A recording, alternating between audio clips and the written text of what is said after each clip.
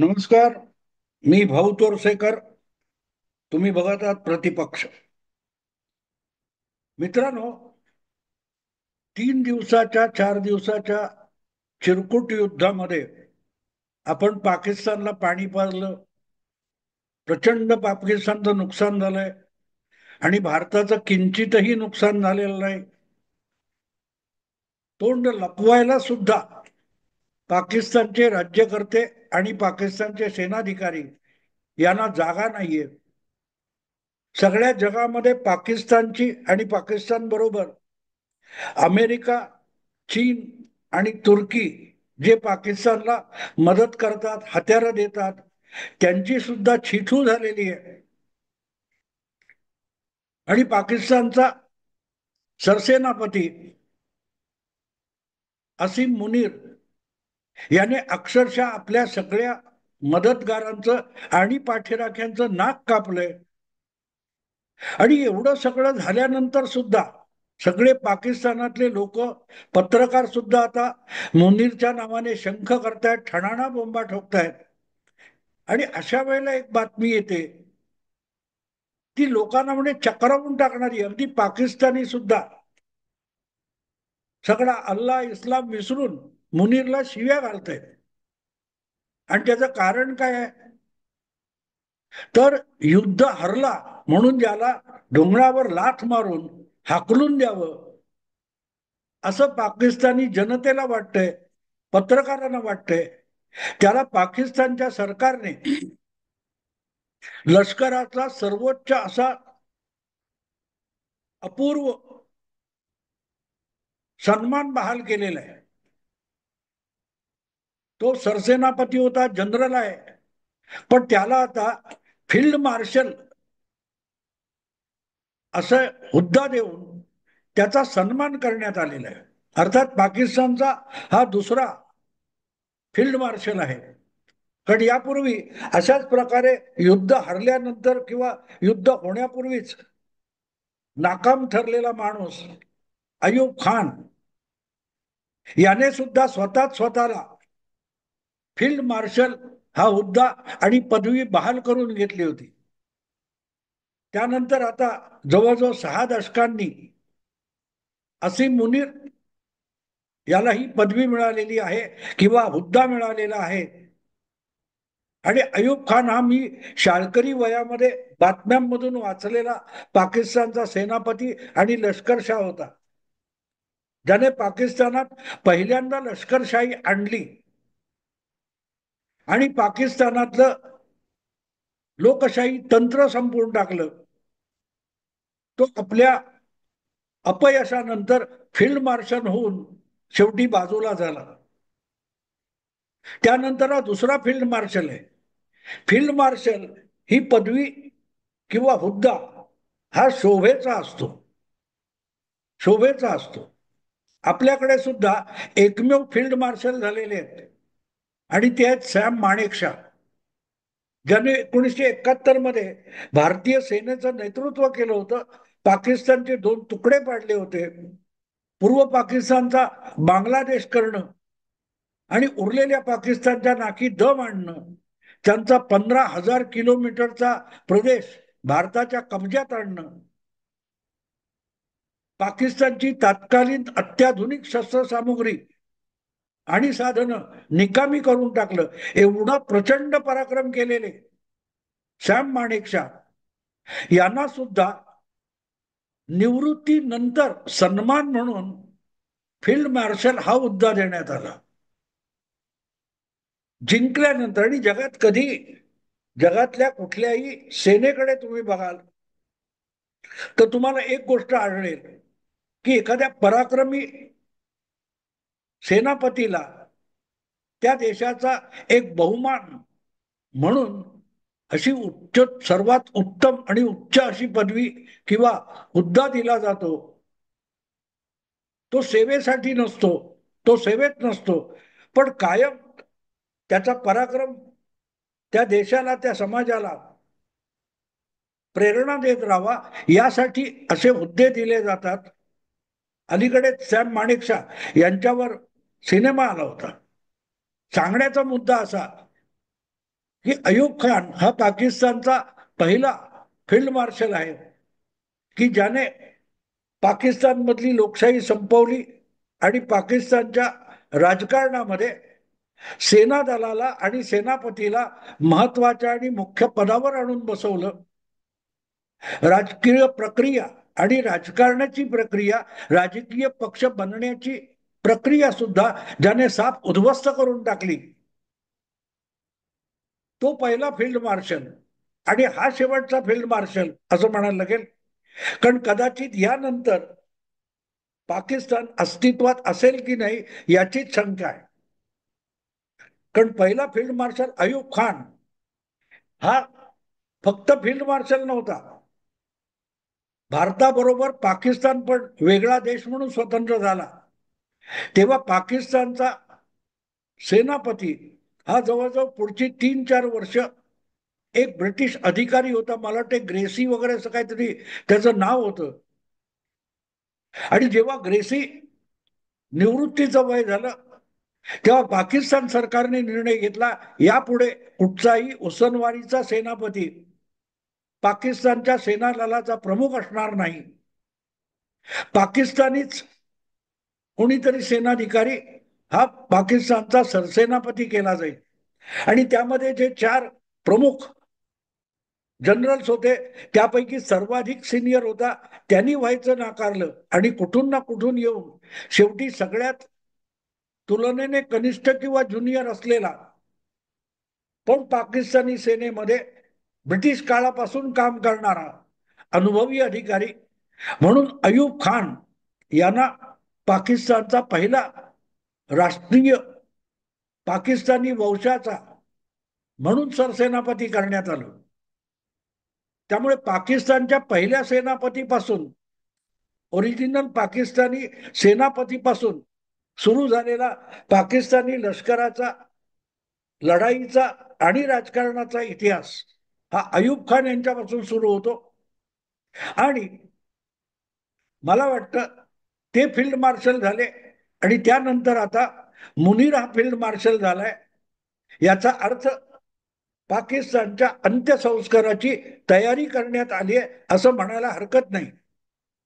कारण ज्या वेळेला याला फील्ड मार्शल केलाय, जो बंकरमध्ये लपून बसलेला आहे आणि बंकरमध्ये लपून तो काय करतो माहित नाही, कारण भारताने लागोपाठ हल्ले चढवले, अगदी सीमा न ओलांडता सुद्धा पाकिस्तानचं भरमसाठ नुकसान केलं, नाक रगडून युद्धविरामाची मागणी करण्यापर्यंत पाकिस्तानला नामोहरम करून दाखवलं. असा पराभूत सेनापती बंकरमध्ये बसून काय करतो हा खरंच सगळ्या जगाला पडलेला प्रश्न आहे. आणि अशा पराभूत नाकर्त्या माणसाला पंतप्रधान शहाबाज खान हा अचानक फील्ड मार्शल करतो. त्याची काही कारणं असू शकतील, कारण फील्ड मार्शल हे शोभेचं पद असेल तर एक प्रकारे मुनीरला सरसेनापती पदावरून बाजूला करण्याची प्रक्रिया सुरू झाली असंही मानता येतं. कारण बलुचिस्तान, खैबर पख्तुनवा आणि सिंध या 3 प्रांतामध्ये प्रचंड उठाव चालू आहे. खैबर पख्तुनवा आणि बलुचिस्तान तर पाकिस्तानच्या हातून गेल्यासारखा आहे. काही मोजकी मोठी शहरे सोडली तर बाकीचा सगळा प्रदेश, खैबर पख्तुनवा असो किंवा बलुचिस्तान असो, पाकिस्तानी सरकार, नागरी प्रशासन आणि पाकिस्तानी फौजेची तिथे हुकूमत राहिलेली नाही. आणि हे सगळं होत असताना पाण्याच्या टंचाईमुळे खवळलेल्या सिंध प्रांतामध्ये थेट जाळपोळ सुरू झालेली आहे. म्हणजे इकडे मुनीरला फील्ड मार्शल करण्यात आलं आणि लागोपाठ 24 तासाच्या आत सिंध प्रांताचा जो गृहमंत्री आहे त्याच्या घराला जमावाने आग लावली. कारण पाण्याअभावी जी तडफड सिंध प्रांतामध्ये चालू आहे, लोकांना प्यायला पाणी नाहीये, घरातल्या वापराला पाणी नाहीये, शेतीसाठी पाणी नाही, शेती करपून जाते कारण भारताने पाणी तोडले आणि जेवढं पाणी येते ते सगळं पंजाब मधले लोक वापरतात आणि सिंधला अक्षरशः तहानेला ठेवलाय. त्यामुळे खवळलेले लोक रस्त्यावर उतरले आणि त्यांच्या निदर्शन आणि आंदोलनावर गोळ्या झाडल्या गेल्यानंतर पोलीस आणि जे कोणी सरकारी होते त्यांच्यावर देखील जमावातून गोळ्या झाडल्या गेल्या. म्हणजे थेट यादवी युद्ध सिंध प्रांतामध्ये सुरू झाले. त्याला एकूण पाकिस्तानमध्ये जो यादवीचा नाटक उलगडते त्याला आवर घालण्याची क्षमता सुद्धा ज्या सेनापतीमध्ये राहिलेली नाही त्याला फील्ड मार्शल करणं याला काय म्हणायचं याचा मी सकाळपासून विचार करतोय हा व्हिडिओ बनवण्यासाठी की आता मुनीर बद्दल बोलायचं तर काय बोलायचं. आणि जितका विचार करत गेलो तेव्हा माझा एक स्वभाव असतो की ज्याच्याबद्दल बोलायचंय ज्याच्या कृतीबद्दल बोलायचंय तो माणूस काय विचार करत असेल त्याच्या डोक्यात काय चाललं असेल याचाही थोडा वेध व्हावा हा माझा स्वभाव आहे. कारण कुठच्याही पदावर असो रस्त्यावरचा भिकारी असो किंवा एखादा मोठा उद्योगपती असो किंवा एखादा मोठा राज्यकर्ता असो ती माणसं असतात आणि माणसं बुद्धीने आणि मनाने चालत असतात आणि त्यामुळे त्यांच्या मनात काय काय चाललंय काय काय चाललंय याकडे जर आपण बारकाईने बघू शकलो तर मग त्यांच्या कृतीचा उलगडा करणं सोपं जातं. म्हणून मी जवळजवळ 5-6 तास हे मुनीर फील्ड मार्शल झाल्याची बातमी ऐकल्यापासून विचार करतोय करतोय मला उलगडाच होत नव्हता की पराभूत सेनापतीला हाकून लावतात त्याच्यावरती पाकिस्तानात त्याचा इतका मोठा हुद्दा देऊन सन्मान होतो याचा अर्थ कसा लावायचा. आणि खुद्द मुनीर सुद्धा आपल्याला असं फील्ड मार्शल हा हुद्दा सन्मान हुद्दा दिल्यानंतर कसा विचार करत असेल. आपल्यामुळे पाकिस्तानी सेना आणि पाकिस्तानची राष्ट्र म्हणून काय अवस्था होऊन गेली. सगळीकडे दुःखाची अवकळा पसरली. अगदी पाकिस्तानातले जे कोणी राष्ट्रवादी असतील त्यांच्या तळपायाची आग मस्तकात गेलेली आहे. कारण उद्ध्वस्त झालेला आहे पाकिस्तान सगळ्या बाजूने. केवळ युद्ध आणि भारतीय हल्ल्यामुळे पाकिस्तान उद्ध्वस्त झालाय असं नाहीये. पाकिस्तान व्यवहारामध्ये प्रशासकीय लेवलवर राजकारणात शेतीमध्ये कुठचं म्हणाल उद्योगामध्ये म्हणाल त्या सगळ्या सामाजिक अवस्थेमध्ये सगळीकडून पाकिस्तान उद्ध्वस्त झालंय. आपल्या नॉर्मल भाषेमध्ये पाकिस्तान बर्बाद झालेलं आहे. आपले सेनापती भारताचे त्या दिवशी पत्रकार परिषदेत म्हणाले की पाकिस्तान को बर्बाद कर देंगे. आठवतं ना. तर पाकिस्तान बर्बाद झालाय आणि कोणामुळे झालाय तर या मुनीर जनरल मुनीरच्या आगंतुकपणामुळे आडमुठेपणामुळे आणि खुळाचारामुळे पाकिस्तान उद्ध्वस्त झालाय. त्याचं दुःख करणं किंवा त्यासाठी आपली चूक कबूल करून देशाची माफी मागणं असं काहीतरी करण्याऐवजी तो आणि त्यांचा दिवाळखोर पंतप्रधान या अपयशी सेनापतीला जर फील्ड मार्शल करत असतील तर त्यांच्या डोक्यात काय विचार चालू असेल हे जेव्हा डोक्यात आलं तेव्हा मला एकदम एक सिनेमाचं गाणं आठवलं. 60च्या दशकामध्ये देवानंदचा एक सिनेमा आला होता हम दोनो. देवानंदचा डबल रोल होता आणि त्यातलं एक अतिशय गाजलेलं आणि आज सुद्धा लोकांच्या ओठावर असलेलं गाणं मला आठवलं. मै जिंदगी को ते आहे ना.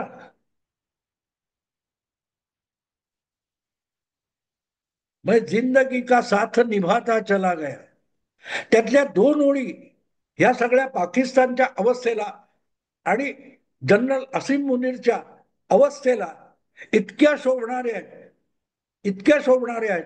नाही तर आपण नेहमी म्हणतो की रोम जळत होतं आणि मुनीर काय तो तुमचा नीरो हा फिडल वाजवत होता. आज पाकिस्तानची अवस्था बघितली तर कोणीही बुद्धिवंत माणूस कोणीही संपादक काय म्हणेल. पाकिस्तानचे लोक म्हणतायत की पाकिस्तान जळतोय भाजतोय होरपळतोय आणि हा फिडल वाजवतोय असंच म्हणतायत. पण मला एक गंमत आठवली की ही मानसिकता कुठची असते.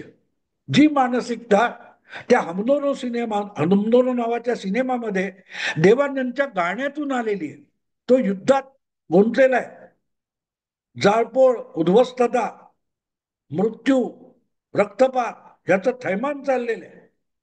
त्याच्यात तो म्हणतो, बर्बादियों का जश्न मनाना फिजूल था, बर्बादियों का जश्न, बर्बादियों का शोक मनाना, बर्बादियों का शोक मनाना फिजूल था, बर्बादिया का जश्न मनाता चला गया. काय शब्द आहेत बघा.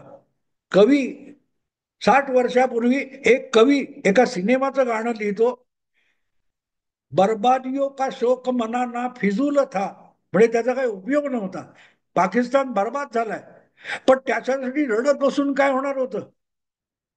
रडत बसला म्हणून पाकिस्तान सुधारणार नाही, त्यासाठी प्रयत्न करावे लागतील, आणि प्रयत्न तर करायचे नाही, आणि प्रयत्न करणं आपल्या हाती नाही. मग काय करायचं? तो बर्बादियों को जश्न मनाता चला गया.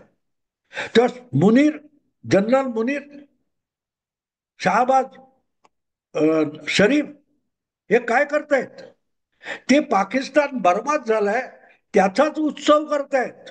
तुम्हाला माहित आहे ना, युद्धविरामाच्या 1 दिवस 2 दिवस आधी पाकिस्तान भर विजयाच्या मिरवणुका काढण्यात आल्या, विजयाचा जल्लोष सादर करण्यात आला. मोटरसायकली, गाड्या, घोडे रस्ती मोठ्या शहरातून पळवले जात होते, और जीत का जश्न चल रहा था. प्रत्यक्षात पाकिस्तान पराभवाच्या कडेलोटावर उभा होता. कारण यांचे हे सगळे जशन झाल्यानंतर सकाळी उठून बघतात तर पाकिस्तानचे 9 हवाई तळ भारतीय क्षेपणास्त्रांनी उद्ध्वस्त केले होते. आणि त्यामुळे जगभर आणि आपल्याच समजदार समाजासमोर पाकिस्तानचे राज्यकर्ते आणि पाकिस्तानचे सेनाधिकारी तोंड लपवायला जागा नाही अशा अवस्थेत गेले होते. आपला सगळा इतका दारुण पराभव झालाय, आपण लढू सुद्धा शकलो नाही. आपण भारताच्या आक्रमणाला उत्तर सुद्धा देऊ शकलो नाही, ना की भारतीय सेनेच्या हल्ल्याला उत्तर देऊ शकलो, ना रोखू शकलो. त्यामुळे लाजेने माना खाली गेलेली जी पाकिस्तानची फौज आहे, त्याचा सेनापती उत्सव साजरा करतोय आणि स्वतःला एक मोठा सन्मान स्वतःच प्रदान करतोय. फील्ड मार्शल असीम मुनीर. बर्बादियों का शौक मनाना फिजूल था, बर्बादियों का जश्न मनाता चला गया. हे देवानंदचं गाणं आहे आणि खूप लोकप्रिय आहे. 60 वर्षानंतर सुद्धा त्या गाण्याची गेय्यता आणि शब्दाचं महत्व तितकंच आहे. पण ते इतकं जिवंतपणे बघता येईल. त्यातला काय तो हताश निराश विषय आहे तो बाजूला ठेवला तर असीम मुनीरने त्या अख्ख्या गाण्यातले ते 2 ओळी ह्या विनोदी करून टाकल्या. तो त्रागा करतोय. देवानंद त्या सिनेमात ते गाणं म्हणतोय तर त्याला त्रागा आहे, त्याला हिंसा युद्ध आवडत नाहीये, पण पर्याय नाही म्हणून लढावं लागतंय. त्याला कळतं ही बर्बादी आहे, पण ती करण्यासाठी कर्तव्य म्हणून त्याला बजावं लागतं. आणि इथे पाकिस्तानचा सेनापती आपल्या नाकर्तेपणाने अख्खा देश बर्बाद करतो, आपल्या सेना दलांची जगभर बेअब्रू करून घेतो, आपल्या युद्ध सज्जतेचा फज्जा उडवून देतो आणि परत त्याचाच उत्सव साजरा करतो. याचा अर्थ देवानंदच्या शब्दामध्ये जो आशय आहे की रडून तरी विचारा मुनीर काय करेल, पाकिस्तान सावरणार आहे, त्या नुकसानाची भरपाई करण्याची क्षमता पाकिस्तानकडे, जगभर भीक मागावी लागणार आहे, पाकिस्तानचे प्रश्न सुटणार आहेत. मुनीर रडत बसला, मुनीरने दुखवटा पाळला म्हणून पाकिस्तान पूर्वपदावर येण्याची बिलकुल शक्यता नाही. आधीच डबघाईला गेला होता, आता रसातळाला गेलाय. मग दुखवटा करून काय साध्य होणार? त्याच्यापेक्षा त्या दुःखाचाच उत्सव करणं, बर्बादियों का जश्न. पाकिस्तानात आत्ता चाललाय त्याला बर्बादीचा उत्सव म्हणतात, बर्बादीचा जश्न म्हणतात. आणि म्हणून माझ्या डोक्यात असं आलं की कदाचित आपला जीव वाचवण्यासाठी कुठल्या तरी खूप भूमिगत असलेल्या बंकरमध्ये लपून बसलेला फील्ड मार्शल असीम मुनीर देवानंदचं गाणं गुणगुणत असेल, बर्बादियों का शोक मनाना फिजूल था, बर्बादियों का शोक मना, बर्बादियों का जश्न मना ता चला गया. मित्रांनो, आता इथेच थांबतो. आवडलं लाईक करा, शेअर करा आणि प्रतिपक्षाला सबस्क्राईब करा. नमस्कार.